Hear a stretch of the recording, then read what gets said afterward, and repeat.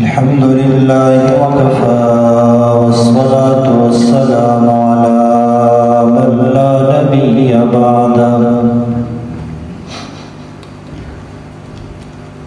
لا يخلق نبي ولا رسول بعده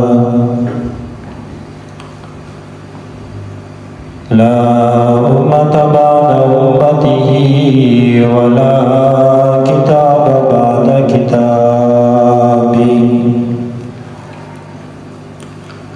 لا شريعة بعد شريعته ولا رسالة بعد رسالته وعلى آله وأصحابه الذين أوفوا عهده الذين هم مفاتيح الرحمة ومصابيح النور والذين هم خلاصة العرب الأرباء وخير الخلائق بعد الأنبياء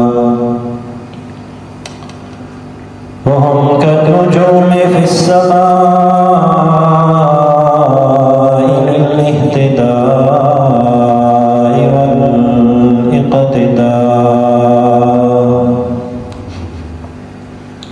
أما بعد فأعوذ بالله من الشيطان الرجيم بسم الله الرحمن الرحيم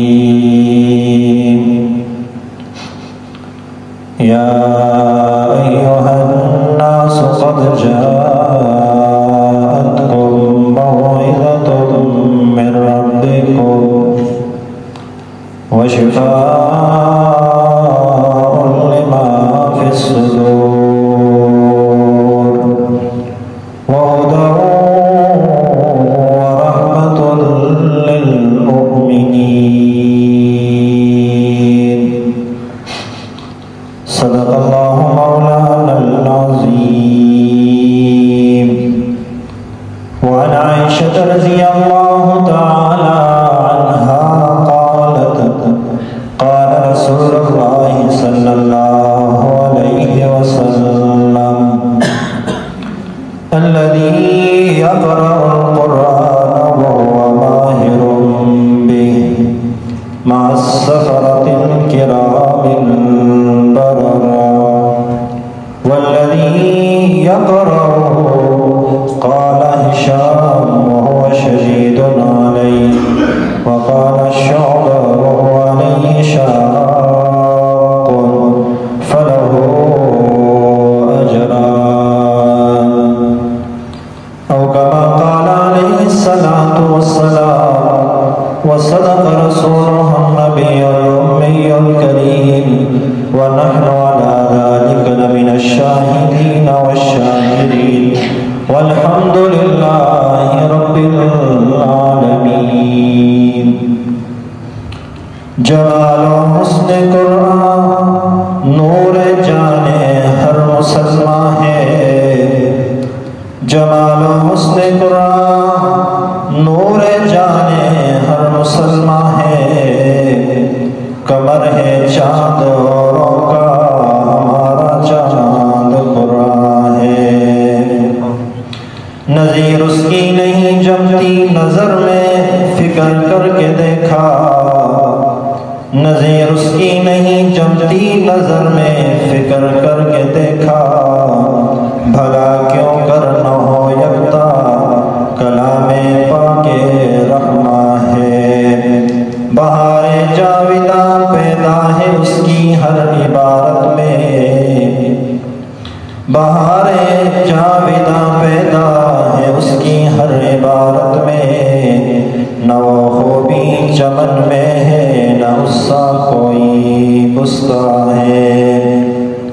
یا رب صلی وسلم دائما ابدا على حبیبک خیر الخلق كلهم هو الحبیب الذی ترجى شفاعته لكل حول من الاحوال مقتحم. ان الله وملائکته يصلون على النبي يا ايها الذين آمنوا آمنوا صلوا علیہ وسلموا تسلیما اللہم صل علی محمد وعلی آل محمد کما صلیت علی ابراہیم وعلی آل ابراہیم انک حمید مجید اللہم بارک علی محمد وعلی آل محمد کما بارکت علی ابراہیم وعلی آل ابراہیم انک حمید مجید۔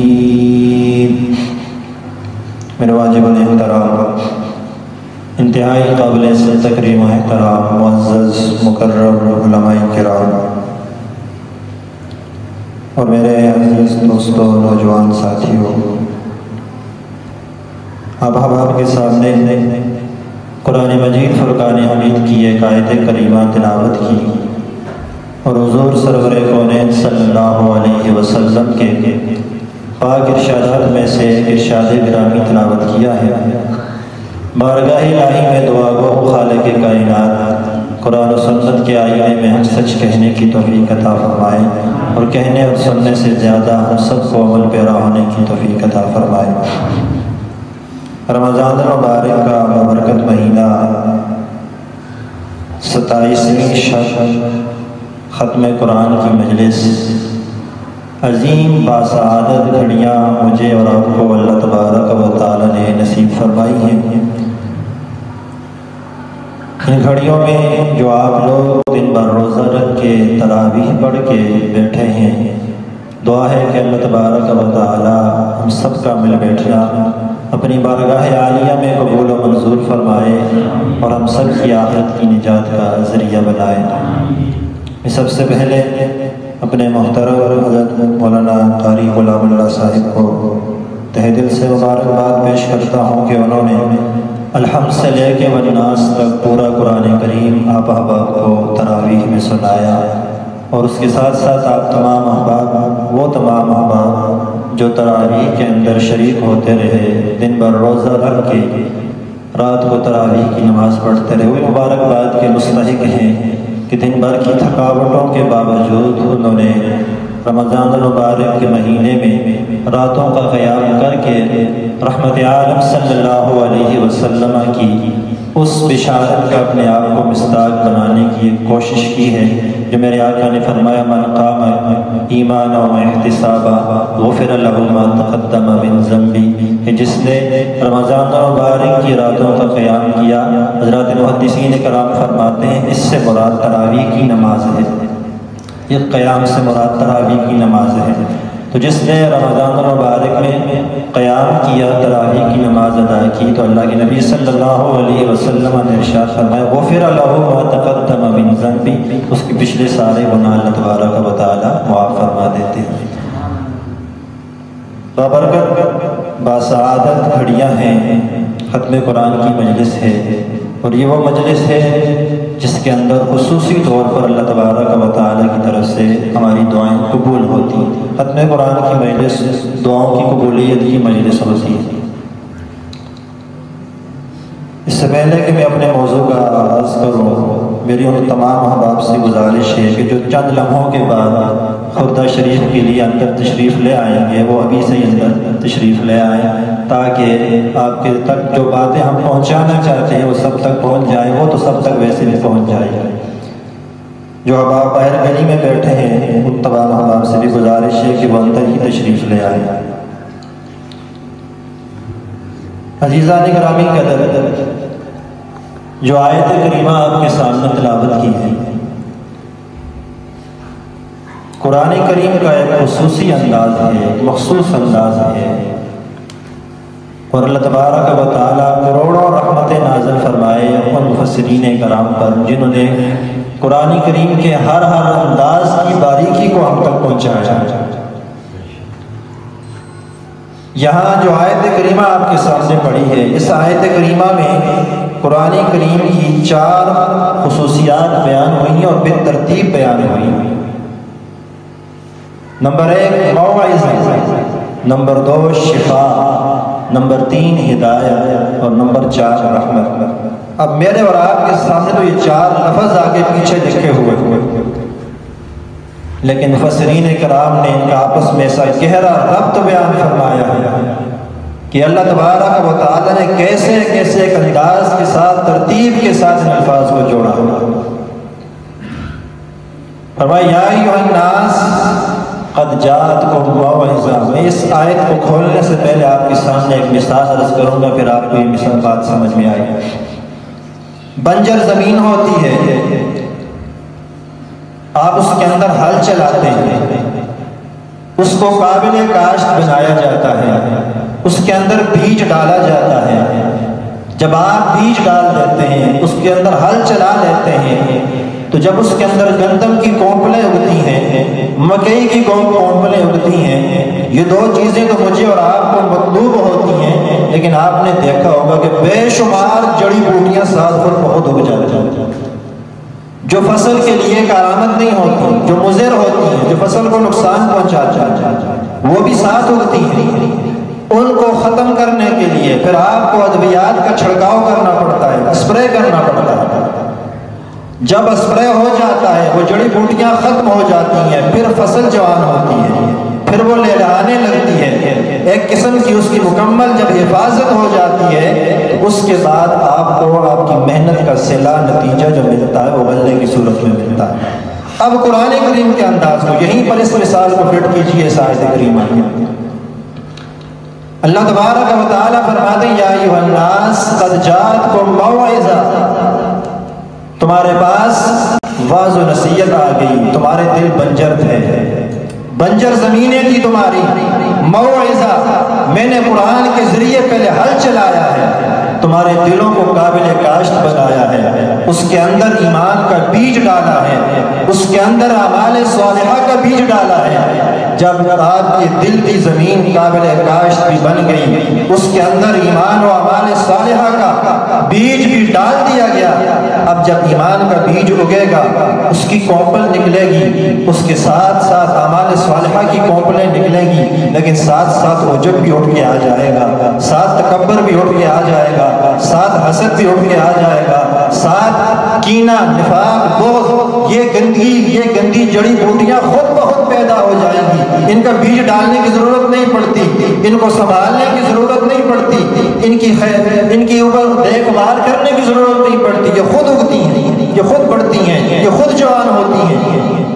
جب یہ بھی آ گئی، اب ایک طرف ایمان ہے، ایک طرف اعمال صالحہ ہے، ایمان کے ساتھ عجب آ جائے خراب ہو جائے گا کام، اعمال صالحہ ہیں، ساتھ تکبر آ گیا، نمازیں تو پڑھتا ہے، گردن اوپر ہو گئی، مجھ سے بڑا تو مسلمان کوئی نہیں، کام خراب ہو گیا، اب چھڑکاؤ کرنا ہے، ان گندی جڑی بوٹیوں کو ختم کرنا ہے۔ قرآن کہتا ہے شفاء لما فی الصدور موعظۃ من ربکم، بنجر زمینوں کو میں نے قابل کاشت قرآن کے ذریعے بنایا، شفاء لما فی الصدور، جب ان کے اندر بیج ہو گیا، فصل اگ گئی، ساتھ جڑی بوٹیاں اگ رہی تھی، اللہ فرماتے پھر میں نے اسی قرآن کو تمہارے دل کی گندی بیماریوں کے لیے، گندی جڑی بوٹیوں کے لیے میں نے اسپرے بنا دیا، چھڑکاؤ کر دیا اس کا، اس نے پھر تمہارے دلوں سے کینے کو نکالا، حسد کو نکالا، بغض کو نکالا، عجب کو نکالا، تکبر کو نکالا، اور یہ ساری گندگیوں کو جب نکال لیا،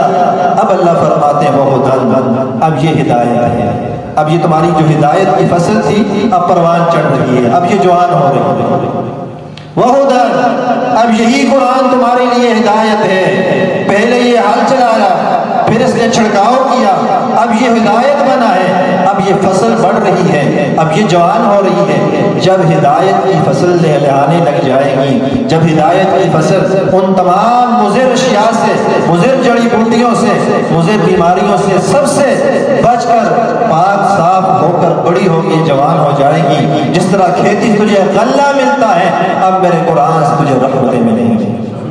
یہ قرآن کا ایک پیارا سا انداز تھا جو اللہ نے یہاں پر ہم کو سمجھایا، یا ایھا الناس قد جاءتکم موعظہ، تمہارے پاس یہ واعظ و نصیحت بن کے آیا۔ اور واعظ و نصیحت کیسی؟ آج میں اور آپ قرآن سنتے ہیں، کس سے مس نہیں ہوتے، یہاں سے اٹھتے ہیں چلے جاتے، کوئی اثر نہیں ہوتا، پرواہ کوئی نہیں ہوتی۔ قرآن کی تاثیر آج بھی ہے، مسئلہ یہ ہے کہ ہمارے دلوں کے پیالے ہی الٹے ہوتے ہیں، بارش تو برستی رہتی ہے لیکن پیالہ جب الٹا ہوتا ہے اندر ایک قطرہ بھی نہیں جاتا. قصور بارش کا نہیں ہوتا، قصور پیالے کا ہوتا ہے. وہ سیدھا ہوتا تو بھر جاتا، ایک ایک قطرہ ہی پڑتا کچھ تو آ جاتا. الٹا تھا کچھ نہ آیا. لیکن قرآن کی تاثیر تو ہے، قرآن کی واعظ و نصیحت میں اثر موجود ہے. اسی لیے تو اللہ نے پہلے اس کے لیے بیان فرمایا ہے کہ میں نے تمہارے پاس اس کو واعظ بنا کے بھیجا ہے، نصیحت بنا کے بھیجا ہے. اور اس کی نصیحت کیسی؟ میرے آقا نبی کریم صلی اللہ علیہ وسلم نماز کی حالت میں وادی نخلا میں قرآن کریم کی تلاوت فرما رہے تھے. جنوں کی جماعت کا وہاں سے گزر ہوا، جنوں کی جماعت کا وہاں سے، انسان نہیں جنات کا گزر ہوا. مشرک تھے، کافر تھے، بھٹکے ہوئے تھے، گمراہ تھے. جب گزر ہوا میرے آقا کی زبان مبارک صاحب قرآن صلی اللہ علیہ وسلم کی زبان سے قرآن کے جب الفاظ سنے ٹھہر گئے، کہنے لگے فقالوا انا سمعنا قرآنا عجبا. اپنے ساتھیوں سے کہنے لگے ٹھہر جاؤ ٹھہر جاؤ، بڑا عجیب کلام سننے کو مل رہا ہے، بڑی عجیب سا آوازیں سماعتوں سے ٹکرائی ہیں، ذرا سن تو لینے دو نا. انا سمعنا قرآنا عجبا یہدی الی الرشد فآمنا بہ. لمحات سال نہیں گزرے، آپ نے تو پورا مہینہ کھڑے ہو کے قرآن سنائے، جنات نے چند لمحات گزارے. پہلی بار قرآن سنا، رحمت عالم صلی اللہ علیہ وسلم کی زبان سے سنا. کہنے لگے یہدی الی الرشد، کتنا پیارا کلام ہے، کتنا حسین کلام ہے، جو رشد و ہدایت کی طرف رہنمائی کرتا ہے، جو ہمیں سیدھا راستہ دکھاتا